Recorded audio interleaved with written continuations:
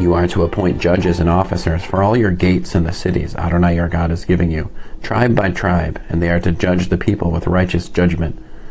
You are not to distort justice or show favoritism, and you are not to accept a bribe, for a gift blinds the eyes of the wise and twists the words of even the upright. Justice, only justice, you must pursue, so that you will live and inherit the land Adonai your God is giving you. You are not to plant any sort of tree as a sacred pole beside the altar of Adonai your God, that you will make for yourselves. Likewise, do not set up a standing stone. Adonai your God hates such things. Deuteronomy, Devarim, chapter 17. You are not to sacrifice to Adonai your God a cow or sheep that has a defect or anything wrong with it. That would be an abomination to Adonai your God. If there is found among you within any of your gates in any city that Adonai your God gives you, a man or woman who does what Adonai your God sees as wicked, transgressing his covenant by going and serving other gods and worshipping them, the sun, the moon, or anything in the sky, something I have forbidden, and it is told to you, or you hear about it, then you are to investigate the matter diligently. If it is true, if it is confirmed that such detestable things are being done in Israel, then you are to bring the man or woman who has done this wicked thing to your city gates, and stone that man or woman to death. The death sentence is to be carried out only if there was testimony from 2 or 3 witnesses. He may not be sentenced to death on the testimony of only one witness. The witnesses are to be the first to stone him to death. Afterward all the people are to stone him. Thus you will put an end to this wickedness among you.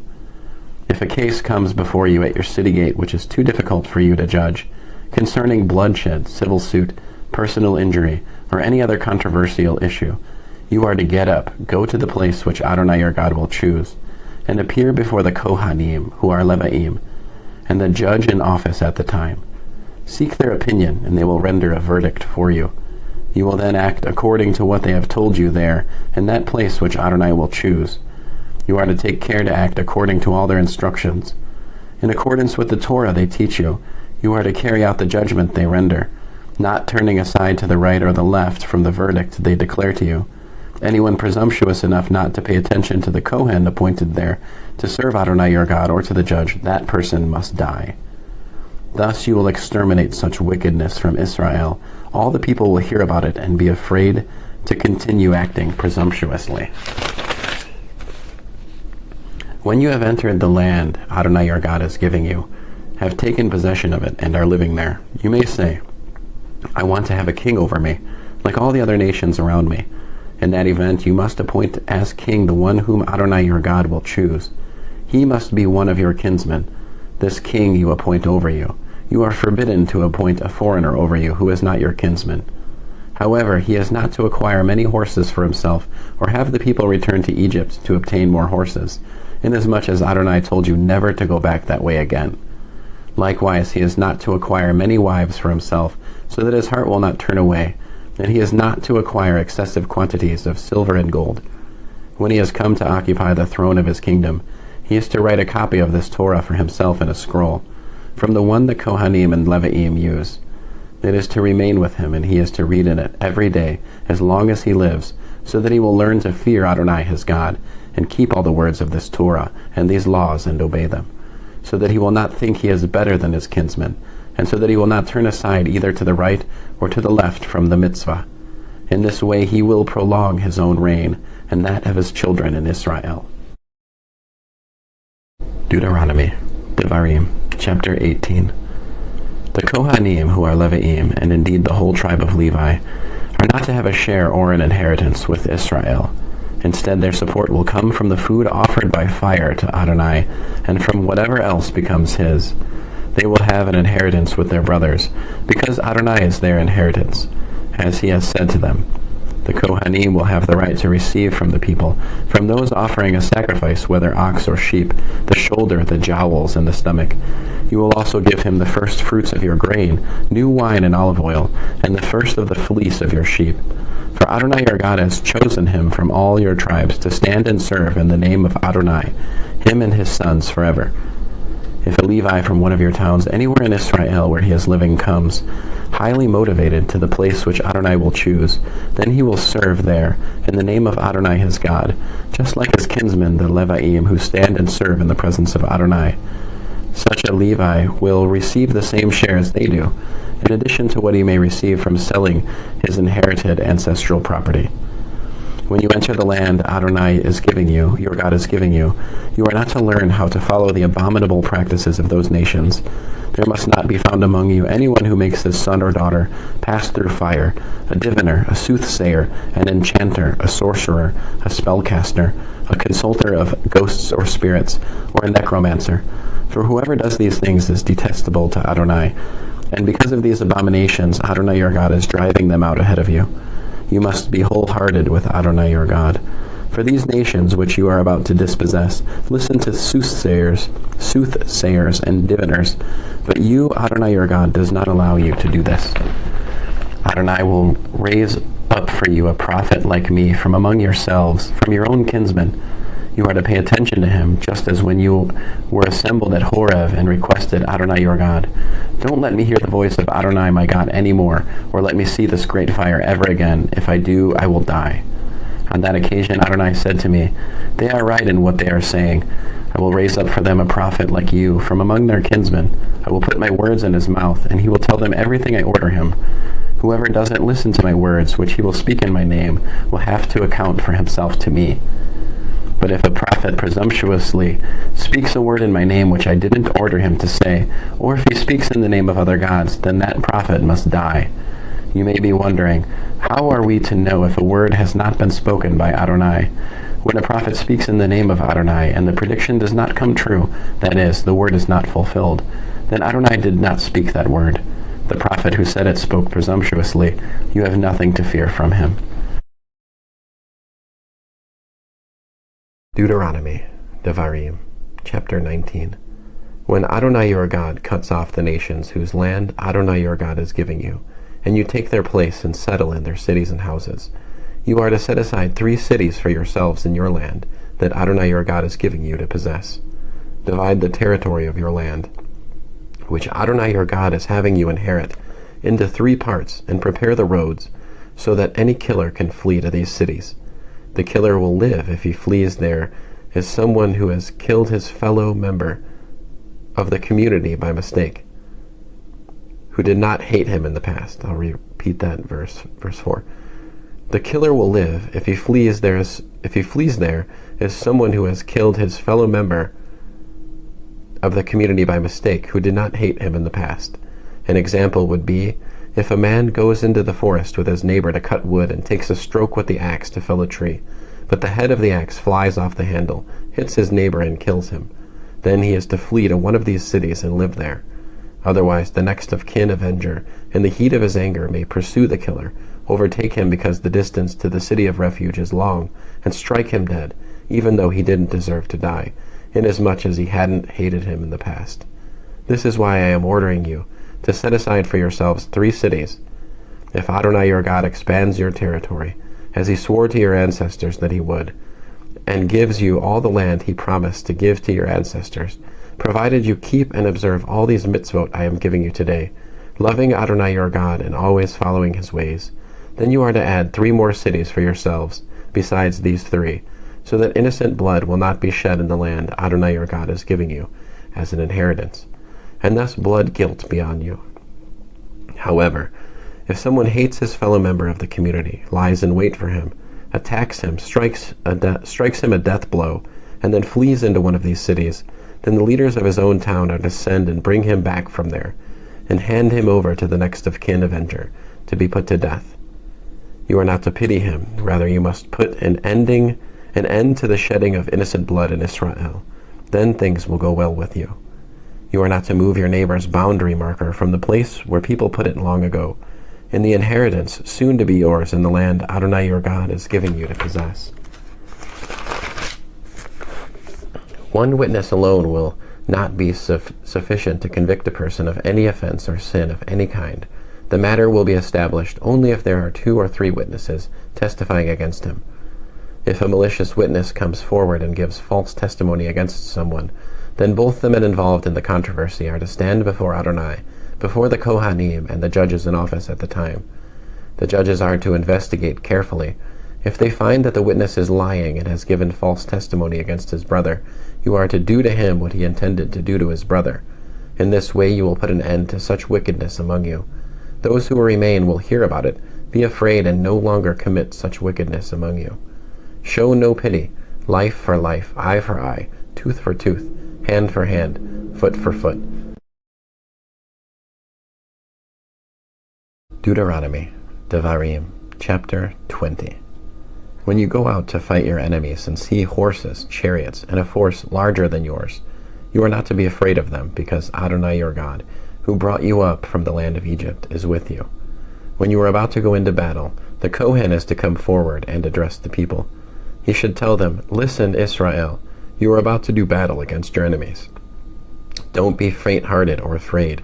Don't be alarmed or frightened by them, because Adonai your God is going with you to fight on your behalf against your enemies and give you victory." Then the officials will speak to the soldiers. They are to say, "Is there a man here who has built a new house, but hasn't dedicated it yet? He should go back home now, otherwise he may die fighting, and another man will dedicate it. Is there a man here who has planted a vineyard, but hasn't yet made use of its fruit? He should go back home, otherwise he may die fighting, and another man will use it. Is there a man here who is engaged to a woman, but hasn't married her yet? He should go back home, otherwise he may die fighting, and another man will marry her." The officials will then add to what they have said to the soldiers, "Is there a man here who is afraid and faint-hearted? He should go back home, otherwise his fear may demoralize his comrades as well." When the officials have finished speaking with the soldiers, commanders are to be appointed to lead the army. When you advance on a town to attack it, first offer it terms for peace. If it accepts the terms for peace and opens its gates to you, then all the people there are to be put to forced labor and work for you. However, if they refuse to make peace with you, but prefer to make war against you, you are to put it under siege. When Adonai your God hands it over to you, you are to put every male to the sword.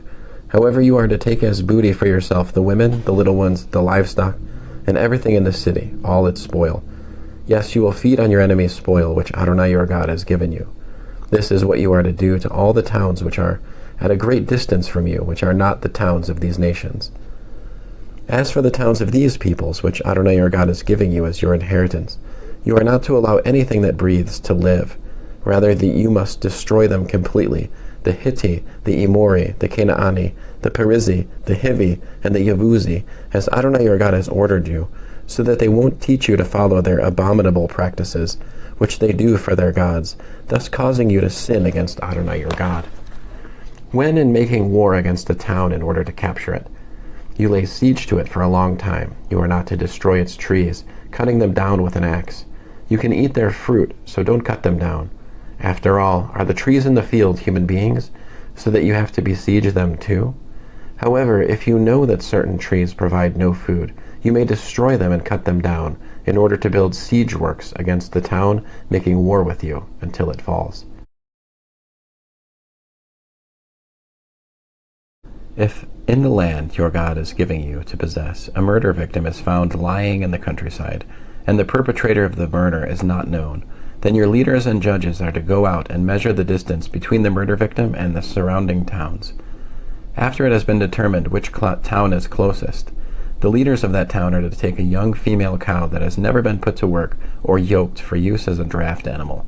The leaders of that town are to bring the heifer down to a vadi with a stream in it that never dries up, to a place that is neither plowed nor sown, and they are to break the cow's neck there in the vadi. Then the Kohanim, who are Levi'im, are to approach, for Adonai your God has chosen them to serve and to pronounce blessings in the name of Adonai. They will decide the outcome of every dispute and matter involving violence. All the leaders of the town nearest the murder victim are to wash their hands over the cow whose neck was broken in the body. Then they are to speak up and say, "This blood was not shed by our hands, nor have we seen who did it. Adonai, forgive your people Israel, whom you redeemed. Do not allow innocent blood to be shed among your people Israel." And they will be forgiven this bloodshed. Thus you will banish the shedding of innocent blood among you, by doing what Adonai sees as right.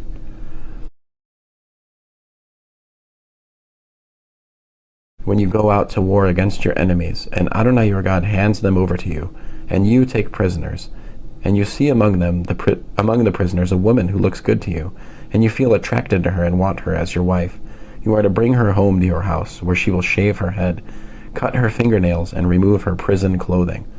She will stay there in your house, mourning her father and mother for a full month, after which you may go in to have sexual relations with her, and be her husband, and she will be your wife. In the event that you lose interest in her, you are to let her go wherever she wishes, but you may not sell her for money or treat her like a slave, because you humiliated her.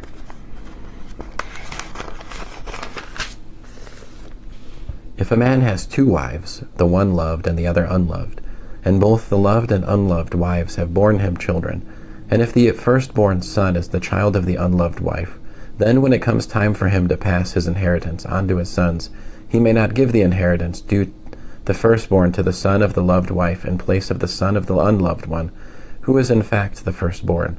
No, he must acknowledge as firstborn the son of the unloved wife, by giving him a double portion of everything he owns, for he is the firstfruits of his manhood, and the right of the firstborn is his. If a man has a stubborn, rebellious son, who will not obey what his father or mother says, and even after they discipline him he still refuses to pay attention to them, then his father and mother are to take hold of him and bring him out to the leaders of his town, at the gate of that place, and say to the leaders of his town, this son of ours is stubborn and rebellious. He doesn't pay attention to us, lives wildly, gets drunk. Then all the men of his town are to stone him to death. In this way you will put an end to such wickedness among you, and all Israel will hear about it and be afraid.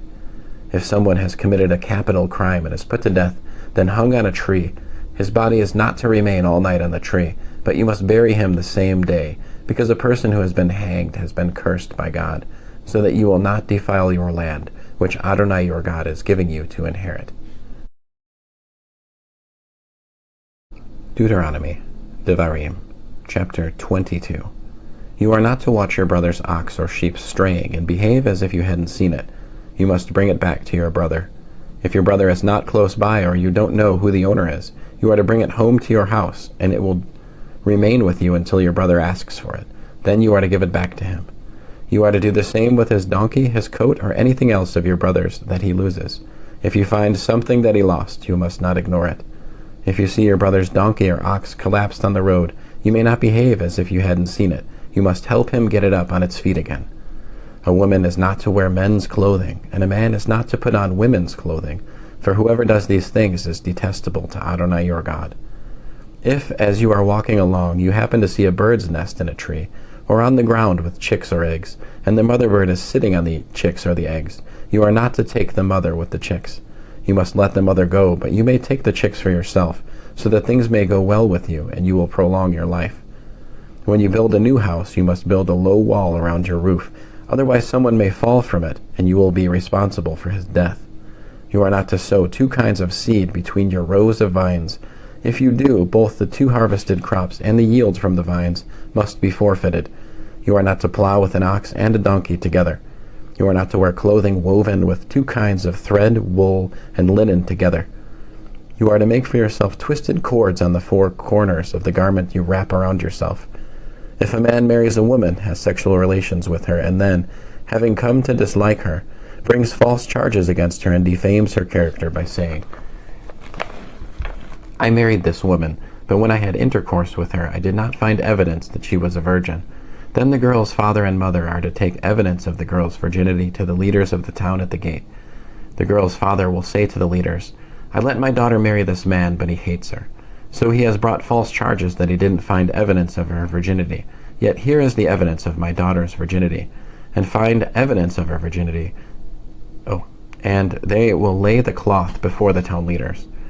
So verse 18, and they will lay the cloth before the town leaders. The leaders of that town are to take the man, punish him, and fine him 2.5 pounds of silver shekels, which they will give to the girl's father, because he has publicly defamed a virgin of Israel.